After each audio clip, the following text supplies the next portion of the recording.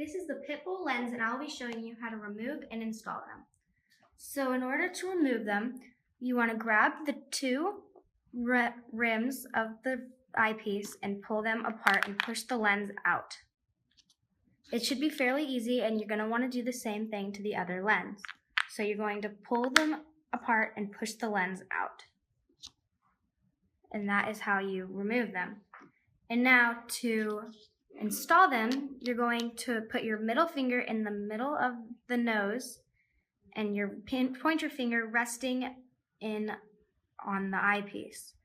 You're going to want to put the lens in the rim and slide it in, and then the rest of the lens should pop in easily. You're going to want to do the same thing with the other lens. So you're going to put the lens into the grooves so that they easily slide in, and the rest of the lens should pop right through after it. And if you move your fingers back and forth on the lens and they don't move, then you have properly installed them.